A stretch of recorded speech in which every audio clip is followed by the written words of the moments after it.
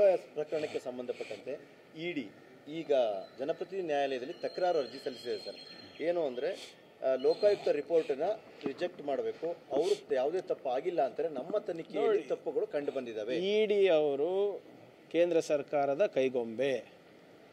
ಅಮಿತ್ ಶಾ ಅವರು ಏನು ಹೇಳ್ತಾರೆ, ಮೋದಿ ಅವರು ಏನು ಹೇಳ್ತಾರೆ ಅಷ್ಟೇ ಮಾಡೋದು.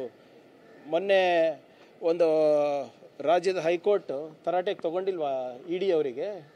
ಯಾವ ನಿಯಮದ ಪ್ರಕಾರ ಮಾಡ್ತಿದ್ದೀರಾ, ಯಾವ ಕಾನೂನು ಪ್ರಕಾರ ಮಾಡ್ತಾ ಇದ್ದೀರಾ, ನಿಮ್ಗೇನಾದರೂ ಕಾಮನ್ ಸೆನ್ಸ್ ಇದೆಯಾ ಇಲ್ಲ ಅಂತ ಪ್ರಶ್ನೆ ಮಾಡಿಲ್ವೇನ್ರಿ ಹೈಕೋರ್ಟ್ ಜಡ್ಜ್ ಅವರು? ನಿಮಗೇನು ನಿಯಮ ಅನುಸರಿಸ್ತೀರಾ ಇಲ್ವಾ? ನಿಮಗೆ ಸಂವಿಧಾನ ಅನ್ನೋದು ಅರಿವು ಇದೆಯಾ ಇಲ್ಲ ಅಂತ ಕೇಳಿದಾರಲ್ವ?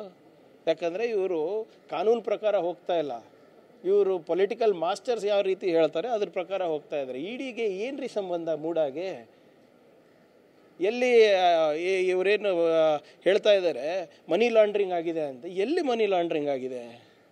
ಯಾರ್ದಾಗಿದೆ ಅದ್ರ ಬಗ್ಗೆ ತನಿಖೆ ಮಾಡ್ತಾ ಇಲ್ಲ. ವಿಜೇಂದ್ರ ಅವ್ರದ್ದು ಅವರ ಎಲೆಕ್ಷನ್ ಅಫಿಡವಿಟ್ನಲ್ಲೇ ಬರೆದು ಕೊಟ್ಟಿದ್ದಾರೆ, ಹೌದಪ್ಪ ನನ್ನ ಮೇಲೆ ECIR ಕೇಸ್ ಇದೆ ಅಂತ. ಅದ್ರ ಬಗ್ಗೆ ಮಾತಾಡೋಕ್ಕೆ ತಯಾರಿದ್ದಾರೆ ಅವರು ಇಡಿ ಅವರು. ಹೆಂಗೆ ಸಿದ್ದರಾಮಯ್ಯ ಅವ್ರ ಬಗ್ಗೆ DK ಶಿವಕುಮಾರ್ ಅವ್ರ ಬಗ್ಗೆ IT ED ನಲ್ಲಿ ಏನು ಮಾಹಿತಿ ಇದೆ ಅದು ಸೋರಿಕೆ ಆಗ್ತದೆ, ಆದರೆ BJP ಲೀಡರ್ಸ್ ಮೇಲೆ ಏನೇನು ಮಾಹಿತಿ ಇದೆ ಅದು ಯಾಕೆ ಸೋರಿಕೆ ಆಗ್ತಾ ಇಲ್ಲ?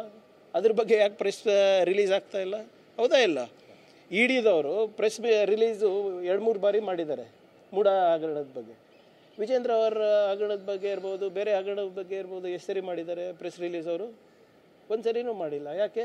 ಯಾಕಂದರೆ ಅಲ್ಲಿ ಡೆಲ್ಲಿಯಿಂದ ಆರ್ಡರ್ಸ್ ಬರುತ್ತೆ ಅವ್ರಿಗೆ ಏನು ಮಾಡಬೇಕು, ಹೇಗೆ ಮಾಡಬೇಕು ಅಂತ. ನೋಡಿ, ಅದೇನಿದ್ರು ವರಿಷ್ಠರು ತೀರ್ಮಾನ ಮಾಡ್ತಾರೆ. ನಮಗೆ ಡೆಲ್ಲಿ ಕರೆದಿರೋದು ಬೇರೆ ಕಾರಣಕ್ಕೆ. ನಾವು ಸಂತೋಷ್ ಲಾಡ್ ಅವರು, MB ಪಾಟೀಲ್ ಸಾಹೇಬರು ಹೋಗ್ತಾ ಇರೋದು. ನಮ್ಮ ಲೋಕಸಭಾ ವಿರೋಧ ಪಕ್ಷ ನಾಯಕರು, ರಾಜ್ಯಸಭಾ ವಿರೋಧ ಪಕ್ಷದ ನಾಯಕರು, ಒಂದು ಕಾರ್ಮಿಕರ ಬಿಲ್ ಬರ್ತಾ ಇದೆ, ಏನು ಗಿಗ್ ವರ್ಕರ್ಸ್ ಬಿಲ್ ಇದೆ, ಅದ್ರ ಬಗ್ಗೆ ಚರ್ಚೆಗೆ ಹೋಗ್ತಾ ಇರೋದು. ನನ್ನ ಮಾಹಿತಿ ಪ್ರಕಾರ ಈ ಕ್ಯಾಬಿನೆಟ್ ರೀಶಫಲ್ ಇರ್ಬೋದು, ಬೇರೆ ಬೇರೆ PCC ಬದಲಾವಣೆ ಇರ್ಬೋದು, ಅವೆಲ್ಲ ಯಾವುದೂ ಇಲ್ಲ. ಸದ್ಯಕ್ಕೆ ನಮ್ಮ ಮುಂದೆ ಇರೋದು 4 MLCಗಳ ಏನು ಖಾಲಿ ಸ್ಥಾನಗಳಿದೆ ಅದು ಭರ್ತಿ ಆಗಬೇಕು, ಮತ್ತು ಬಹುಶಃ ಏನಾದರೂ ಚೇರ್ಮನ್ ಏನಾದರೂ ಚರ್ಚೆ ಆಗ್ಬೋದಾ ಗೊತ್ತಿಲ್ಲ. ಬಟ್ ನನ್ನ ಮಾಹಿತಿ ಇರೋದು ಇಷ್ಟು. Thank you.